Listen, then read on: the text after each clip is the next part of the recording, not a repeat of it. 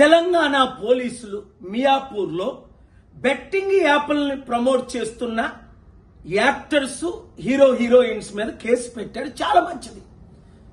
ఈ యాక్టర్స్ కి ఈ హీరోయిన్స్ కి ₹1 కోట్లు 2 కోట్లు తీసుకొని బెట్టింగ్ యాప్లు ప్రమోట్ చేయడం న్యాయమా?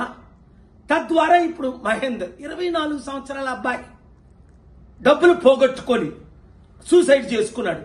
వాళ్ళ మీద మీరు కేసు పెట్టి వాళ్ళ కుటుంబానికి మీరు 100 కోట్లు ఇచ్చినా తిరిగి ఆ అబ్బాయిని తేగలరా?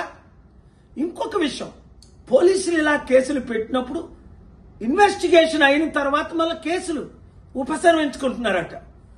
దానికి ఉదాహరణ మన అల్లు అర్జున్ జైల్లో పెట్టారు, 100 కోట్లు అందేయట, మళ్ళీ కేసు లేకుండా నీళ్లు గాల్చేశారట. అలా కాకుండా నేను ఇచ్చే 2 సలహాలు. ఒకటి, మీరు హీరోయిన్స్ కనీసం మాదిరిగానే ఉండాలి కదా.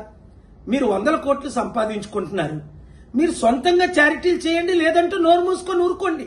ఇంత కక్కుర్తి ఎందుకు? మరలా మీరు వాళ్ళ దగ్గర డబ్బులు తీసుకొని యాప్లు ప్రమోట్ చేయడం.